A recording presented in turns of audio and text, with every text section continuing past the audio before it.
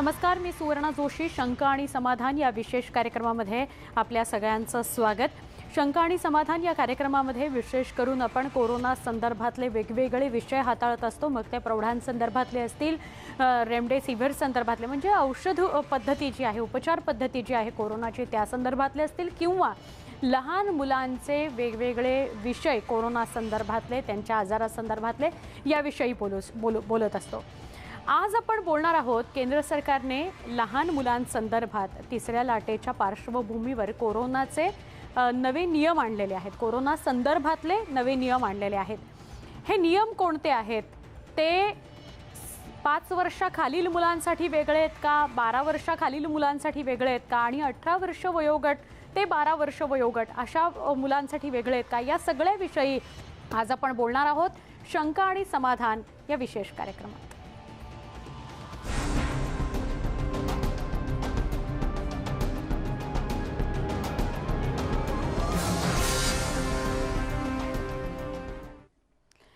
कोरोनाची तिसरी लाट ज्याची भीती व्यक्त केली जाते आहे आणि या तिसऱ्या लाटेमध्ये लहान मुलांना धोका असेल असं वारंवार सांगितलं जात आहे. पण त्याच वेळेला हेही सांगितलं जात आहे की कुठल्याही पालकांनी घाबरून जाऊ नका. कोरोनाचा तितक्या मोठ्या प्रमाणात फटका लहान मुलांना बसणार नाही, कारण मुळातच लहान मुलांची रोगप्रतिकारक क्षमता जास्त असते. आपण एक साधारण नजर टाकूया की लहान मुलांसंदर्भातले नवे नियम जे समोर आलेले आहेत, जे केंद्र सरकारने समोर आणलेले आहेत, त्यात काय समोर येत आहे. लहान मुलांच्या मास्क बाबतचे सुद्धा काही नवे नियम समोर येत आहेत. 12 वर्षांपुढच्या मुलांना हे नियम लागू आहेत. 5 वर्षाखालील मुलांनी मास्क वापरू नये, वापरला नाही तरी चालेल असं सांगण्यात आलंय.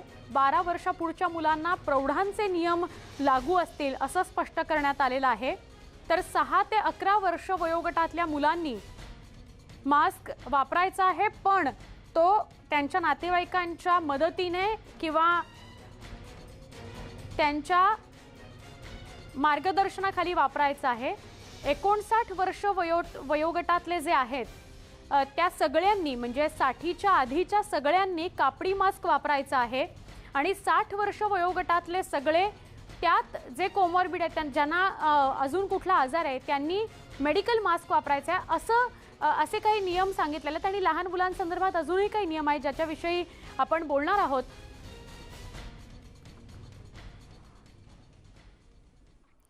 बालरोगतज्ञ आणि महाराष्ट्र टास्क फोर्सचे सदस्य डॉक्टर समीर दलवाई आपल्याबरोबर आहेत, ज्यांच्याशी आपण सविस्तर या सगळ्याविषयी बोलणार आहोत. डॉक्टर समीर, आपलं स्वागत या कार्यक्रमामध्ये. नमस्कार डॉक्टर. या कार्यक्रमाची सुरुवात करताना लहान मुलांविषयी विशेष करून मला संवाद साधायचा आहे, कारण केंद्र सरकारनं नवे नियम त्यांच्याविषयी आणलेले आहेत. तर तिसऱ्या लाटेच्या पार्श्वभूमीवर डॉक्टर, ही नियमावली, नव्यानं नियमावली लहान मुलांकरता स्पेसिफिकली आणणं गरजेचं होतं असं वाटतं का? छान प्रश्न आहे. 2-3 मुद्दे आहेत. प्रथम म्हणजे तिसरी लाट येईल का, आणि आली तर मुलात हा त्रास वाढेल का, असं डायरेक्टली जरी काही एव्हिडन्स नसेल तरी आपण एक विषय समजूया की अजूनपर्यंत सिनियर सिटीजन्स म्हणजे ज्येष्ठ नागरिक आणि त्याचबरोबर मध्यमवयीन लोकात ही लाट येऊन गेलेली आहे. म्हणून बरेच ह्या 2 वयोगटातले जे लोक आहेत ते इम्युन आहेत, त्यांना वॅक्सिन सुद्धा दिलेली आहेत. पण मुलांना हा आजार अजूनपर्यंत संसर्ग तेवढा झालेला नाही आणि त्याचबरोबर त्यांना वॅक्सिन सुद्धा दिलेलं नाही, लस दिलेली नाही. म्हणून कदाचित ते ससेप्टेबल आहेत आणि त्यांना या रोगाचा मारा होऊ शकतो. असे गृहीत धरून जर आपण विचार केला तर मुलांच्या संदर्भात आपण विचार करून तयारी करणं हे खूप गरजेचं आहे. मला खूप आनंद आहे, सांगण्यात आनंद आहे की महाराष्ट्र राज्याने सर्वप्रथम ऑलमोस्ट 1 महिन्यापूर्वी एक टास्क फोर्स गठीत करून ऑलरेडी महाराष्ट्रपुरते, राज्यपुरते गाईडलाईन्स आखण्यात आलेले, त्याच्यावर ट्रेनिंग सुद्धा सुरू झालेलं आहे. आणि आय एम हॅपी टू से की जे केंद्रीय गाईडलाईन्स आहेत ते पण त्याच अनुषंगाने आहेत. आता गाईडलाईन्स मुलांमध्ये वेगळं असणं गरजेचं असं आहे, कारण मुलं ही काही मिनिएचर अडल्ट्स म्हणजे लहान अडल्ट्स असे नाहीत. मुलांची फिजिओलॉजी वेगळी असते, त्याची तब्येतीचे इतर गोष्टी वेगळ्या असतात. म्हणजे मुलांसाठी वेगळा विचार करणं गरजेचं असतं आणि त्या अनुषंगाने ह्या गाईडलाईन्स आल्या, त्याचं मी स्वागत करतो. नक्की. पण डॉक्टर समीर, आज महाराष्ट्र सरकारने ऑलरेडी नियम आणलेले होते लहान मुलांकरता, तर ते नियम काय होते आणि आता केंद्र सरकारचे जे नियम आहेत ते त्यापेक्षा वेगळे आहेत का? केंद्र सरकारचे जे नियम आहेत त्यामध्ये अजून काही गोष्टी आहेत ज्याच्याविषयी मला सविस्तर बोलायचं आहे, पण आधी तुम्ही काय सांगाल आधी जे आलेले नियम होते त्यांच्या संदर्भात? आम्ही जे नियम केलेले त्याच्यात बेसिकली आम्ही असं एक माहिती दिलेली की 3 गटात आपण या मुलांना इन्फेक्शन झाल्यावर आपण त्याला 3 गट करूया. प्रथम म्हणजे 85 ते 90-92% मुलं अशी असतील ज्यांना संसर्ग होईल. 90% मुलं असतील की त्यांना तुम्हाला सिम्पटम्स देखील दिसायचे नाही किंवा खूपच सौम्य सिम्पटम्स किंवा खूपच सौम्य लक्षणं असतील. म्हणजे जवळजवळ 90%. एक 10% मुलांना त्यांचे जे लक्षण आहे ते थोडीशी तीव्रता वाढू शकते आणि अगदी 1% मुलं असतील ज्यांना खरोखर खूप जास्त प्रॉब्लेम होऊ शकतो. आता त्याच्यात आम्ही हे सांगितलेलं की सौम्य लक्षणं काय, म्हणजे आई वडिलांनी ओळखायचं कसं. थोडक्यात म्हणजे कुठल्याही फ्लू जो आपण म्हणतो की फ्लू झालाय तेच सिम्पटम्स तेच लक्षणं आहेत. म्हणजे मुलाला ताप येईल, सर्दी खोकला होईल, उलटी जुलाब होऊ शकते, अंगदुखी, डोकंदुखी, भूक कमी लागणे, ह्या गोष्टी 3-4 दिवस मुलांना असं होऊ शकतं आणि ही सौम्य लक्षणं आहेत. मेन ह्या गाईडलाईन्समध्ये सांगितलेलं होतं, जे राज्याच्या गाईडलाईन्सने पण सांगितलंय आणि केंद्रीय गाईडलाईन्सने पण, की जर सौम्य लक्षणं असतील तर तुम्हाला मुलांना हॉस्पिटलमध्ये नेण्याची गरज अजिबात नाही. आणि तुमचे जे माझा डॉक्टर जे आपण कन्सेप्ट म्हटलं की आपल्या स्वतःचा एक डॉक्टर असतो, तो फॅमिली फिजिशियन असेल, जवळचा डॉक्टर असेल, त्याला दाखवून त्याच्या देखत त्याच्या गायडन्सच्या खाली तुम्ही घरी मुलांचं ट्रीटमेंट करा. आणि ट्रीटमेंट म्हणजे काय, ताप आला तर पॅरासिटामॉल द्या, नाकात ते ड्रॉप्स घाला, गरम पाण्याची वाफ, आपण घरगुती उपाय म्हणतो तसंच करा. त्याच्यात काही खास औषधांची अजिबात गरज नाही. जर ही लक्षणं थोडीशी तीव्र होताना तुम्हाला वाटली, म्हणजे 3-4 दिवस ताप उतरतच नाहीये किंवा ताप खूपच जास्त चढतोय, 102-103 ताप आहे, ताप मध्ये सुद्धा काही वेळ उतरत नाही आणि विशेषतः म्हणजे तापाबरोबर मूल पण निश्चित पडलेलं आहे, नेहमी उडी मारणारं मस्ती करणारं जे मूल आहे ते खूपच शांत बसलंय, हसत खेळत नाहीये, हे जे बिहेवियरमध्ये म्हणजे वर्तनात जी चेंज येतो आढळून, हा एक थोडा तीव्रतेची एक निशाणी, एक तीव्रतेचं लक्षण आहे.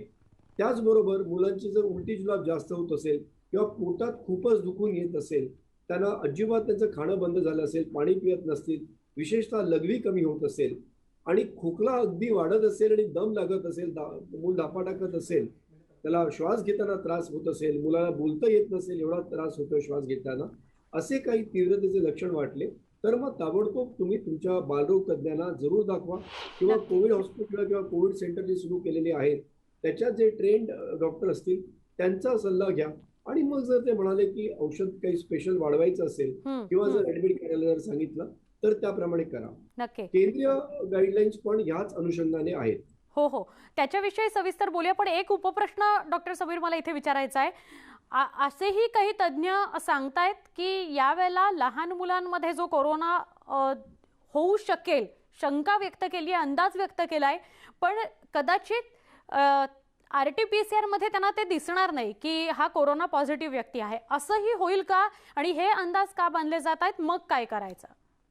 नाही, असं मला वाटत नाही, कारण जे RT-PCR जे आपण बनवलं जातं that is to take into account current जे व्हेरियंट्स आहेत, करंट जे स्ट्रेन्स आहेत त्यांनाच धरून घेतलेलं असतं. मुलांमध्ये प्रॉब्लेम कधी असतो, कदाचित टेस्टिंग करताना, कारण ते मुलांना ते व्यवस्थित नाकात तो स्वॅब गेला पाहिजे, घशाला तो स्वॅब व्यवस्थित लागला पाहिजे.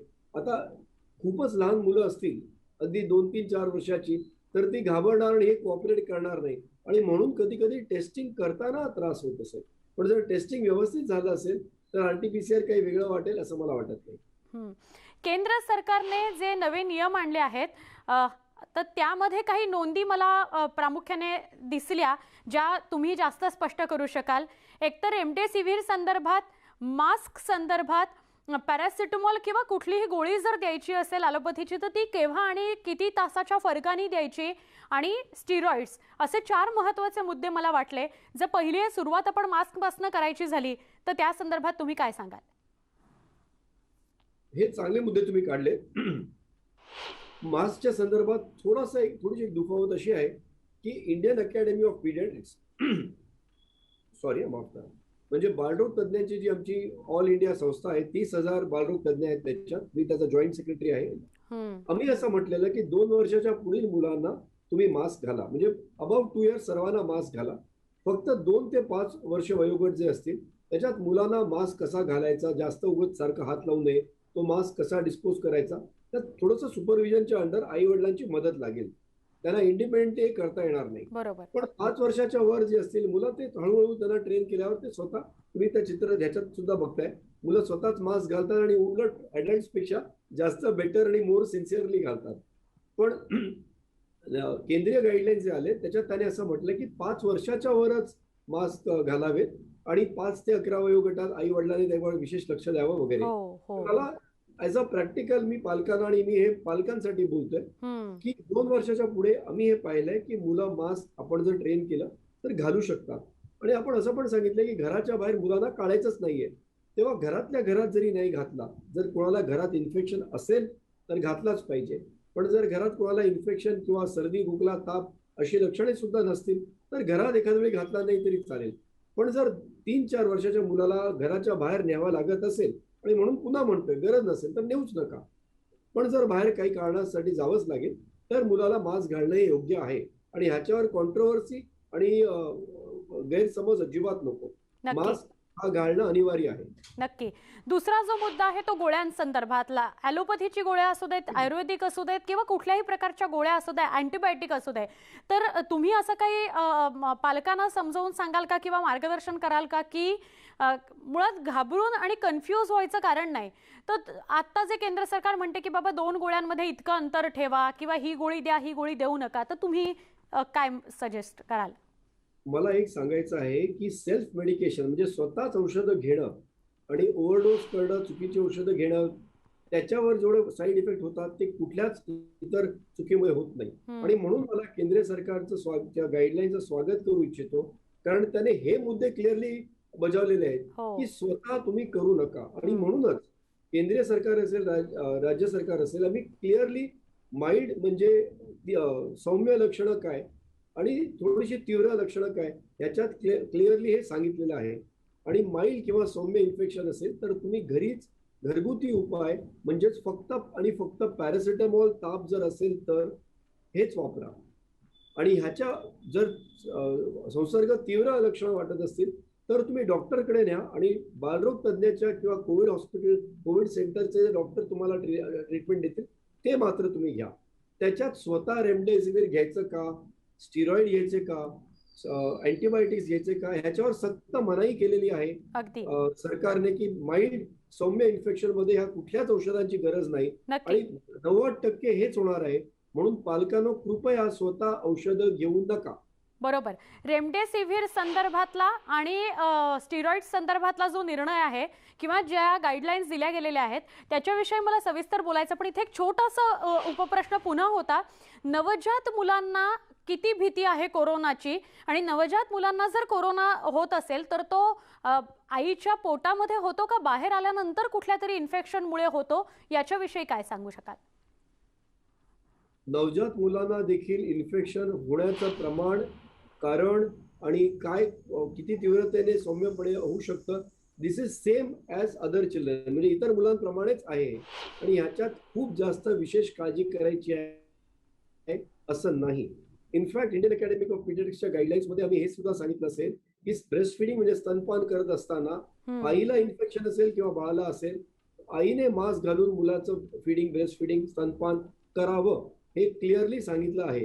आणि म्हणूनच कुठल्याही परिस्थितीत स्तनपान म्हणजे ब्रेस्ट फिडिंग हे कमी होऊ नये. आणि मुलांचं, कारण ते कमी करण्यात जे रिस्क आहे that is more than the other problem. तेव्हा ब्रेस्ट फिडिंग चालू ठेवा.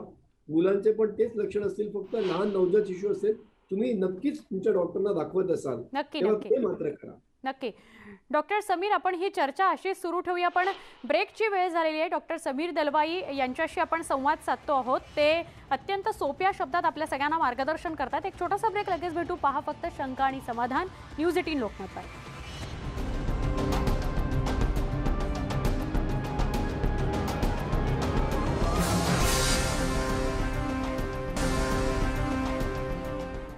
शंका आणि समाधान या विशेष कार्यक्रमामध्ये पुन्हा एकदा स्वागत. डॉक्टर समीर दलवाई आपल्यासोबत आहेत. बालरोग तज्ज्ञ आहेत, ते सदस्य आहेत महाराष्ट्र टास्क फोर्सचे, आणि न्यू होरायझन चाइल्ड डेव्हलपमेंट ही त्यांची स्वतःची संस्था आहे. या माध्यमातून ते सातत्याने पालकांसोबत आणि मुलांसोबत सुद्धा असतात. आणि म्हणूनच डॉक्टर समीर तुमच्याशी संवाद साधतो आहोत. डॉक्टर समीर, आता केंद्र सरकारने जे नवे नियम आणले त्यामध्ये रेमडेसिवीर संदर्भात असं म्हटलेलं आहे की रेमडेसिवीर कुठल्याच मुलाला देऊच नये, तर तुम्ही काय सांगाल याविषयी? मी असं म्हणेन की रेमडेसिवीरचे बरेचसे ट्रायल्स असे झालेले नाहीत मुलांवर, आणि त्याचप्रमाणे राज्य सरकार असेल किंवा केंद्र सरकार त्याने हे म्हटलेलं आहे की रेमडेसिवीर म्हणजे मला मराठी सोप्या शब्दात म्हणायचं असेल की चर्चेचा इश्यू नको, हा मेडिकल इश्यू आहे. आणि खूपच जर मुलाला गरज असेल तर जिथे जर मूल ऍडमिटेड असेल आणि त्या ऍडमिटेड सेंटरमध्ये ज्या तिकडच्या डॉक्टरना इंटेन्सिव्ह केअरमध्ये तीव्र सेंटर इंटेन्सिव्ह केअर सेंटरमध्ये जर लागेल त्यांना जे वाटेल त्याप्रमाणे ते व्यवस्थित करतील. पण एक समाजात एक भीती पसरते, रेमडेसिवीर द्यायचं का, मग त्याचा साठा आहे का, तर तसं मुलात काही करायची गरज नाही. लागणारा ऑक्सिजनचा म्हणजे साठा म्हणजे थोडक्या शब्दात तुम्हाला असं म्हणायचंय की जिथे ते बाळ ऍडमिट असेल किंवा तुमचा जर फॅमिली डॉक्टर असेल ते जे सजेस्ट करतील तसंच तुम्ही आपल्या मुलाला ट्रीटमेंट दिली पाहिजे. ऍब्सोल्युटली राईट, अगदी बरोबर. आणि त्याचप्रमाणे हा, बोला बोला. सिटी स्कॅनच्या बद्दलही त्याने एक स्टेटमेंट, म्हणजे का अशी स्टेटमेंट काढावी लागते सरकारला याचा आपण विचार केला पाहिजे. कारण एकदा संसर्ग झाला की आपणच आपल्या रेग्युलर चर्चेच्या माध्यमातून घरात घरगुती चर्चा करत असतो, मग सिटी स्कॅन करूया का, हे करूया का, ते करूया का.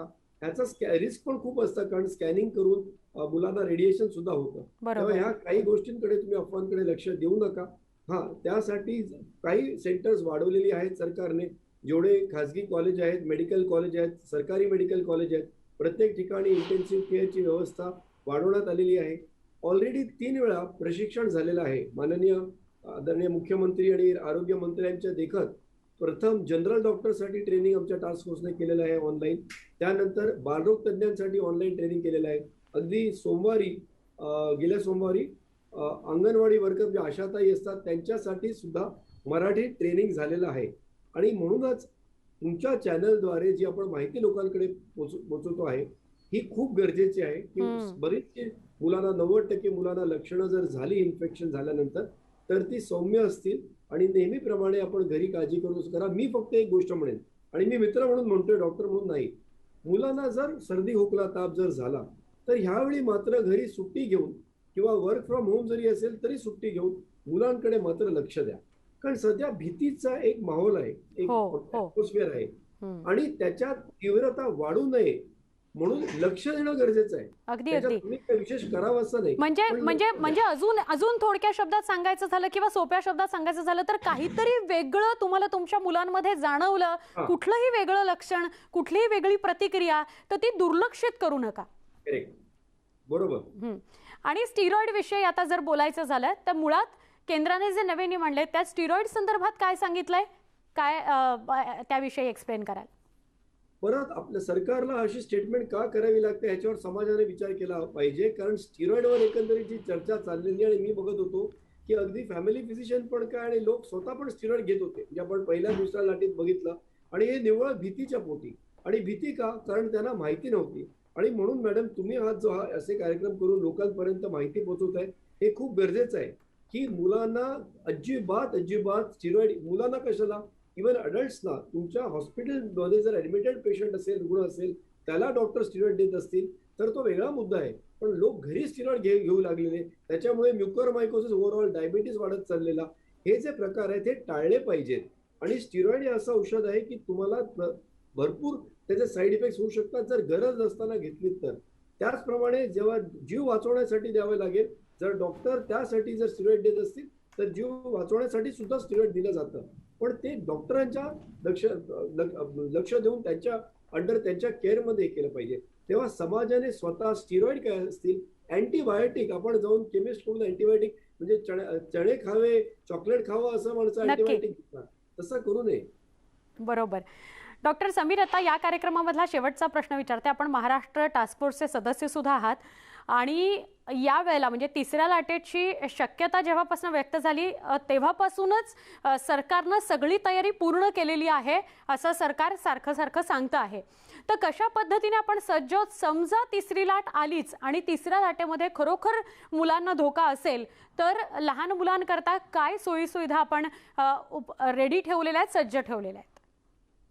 प्रत्येक तालुक्याच्या ठिकाणी सरकारने ऑलरेडी व्यवस्था केलेली आहे की आपण जर म्हटलं अगदी 1-2% मुलांना जर खूप जास्त तीव्रतेचे लक्षण दिसले तर त्यांना जी काळजी घ्यावी लागेल ऍडमिट करून करायची, त्याची तयारी मला वाटतं 1 महिन्यापूर्वीपासून सरकारने सुरू केलेली आहे.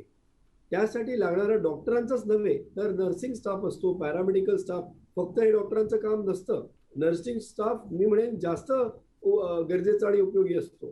तर नर्सिंग स्टाफचं ट्रेनिंग असेल, इतर सहकारी असतील, आरोग्य कर्मचारी असतील, त्यांचं ट्रेनिंग करून त्यांना सज्ज ठेवणं हे गरजेचं आहे आणि हे ऑलरेडी सुरू झालेलं आहे. लागणारी औषध प्रणाली असेल, ऑक्सिजन असेल, ह्याची तयारी सुद्धा चालू आहे आणि हे पूर्ण महाराष्ट्र राज्यभर हे चालू आहे. तेव्हा पालकांनो, कृपा करून तुम्ही उगाचच जास्त काळजी करू नका. मुलांच्यावर सायकोलॉजिकल जो स्ट्रेस होतोय, म्हणजे निगेटिव्ह गोष्टी ऐकून, सारख्या निगेटिव्ह बातम्या ऐकून जो स्ट्रेस होतोय, मुलं घरी कोंडलेली आहेत, त्यांना आपण कदाचित रागावून आपण मारतोय त्यांना, ह्या गोष्टीकडे लक्ष द्या. अवॉइड करा. मुलांशी संपर्क साधा, गप्पा मारा, मुलांना मन मोकळेपणाने बोलू द्या. तुम्ही कमी बोला, मुलांना जास्त बोलू द्या, ऐकून घ्या, त्यांच्याबरोबर खेळा, लुडो खेळा, कॅरम खेळा. ह्या गोष्टी त्यांना टीव्ही, मोबाईल पासून थोडं लांब ठेवा. व्यवस्थित झोपतायत की नाही हे बघा, व्यवस्थित जेवतायत की नाही हे बघा आणि आनंदीमय कसं राहता येईल घरात असं बघा. खरंय. आणि फक्त मुलंच नाही डॉक्टर, तर सध्या 1.5-2 वर्ष जेव्हापासून वर्क फ्रॉम होम सुरू आहे किंवा महिला पूर्ण वेळ घरी आहेत आणि आपल्या कुटुंबाची काळजी घेत आहेत, या सगळ्यामध्ये कदाचित संयम तुटू शकतो, फ्रस्ट्रेशन येऊ शकतं, पण ते न येऊन देणं सगळ्या प्रौढांची म्हणजे घरातल्या सगळ्या मोठ्यांची जबाबदारी आहे आणि त्यातल्या त्यात मुलांकडे अधिक लक्ष देण्याची गरज आहे. तुम्ही खूप छान बोललात, खूप सोप्या भाषेत मार्गदर्शन केलं आणि एक डॉक्टर म्हणून नाही तर एक पालक म्हणून मला असं वाटलं की हे सगळं बोलताना तुमच्या प्रत्येक वाक्यामधून समजत होतं की ते त्या प्रत्येक पालकापर्यंत पोहोचायला हवं, जे फार महत्त्वाचं आहे. पुन्हा एकदा आभार मानते डॉक्टर समीर, आपण या सगळ्या संवादात सहभागी झालात. शंका आणि समाधान या विशेष कार्यक्रमामध्ये इथेच थांबतो. पहा फक्त न्यूज 18 लोकमत.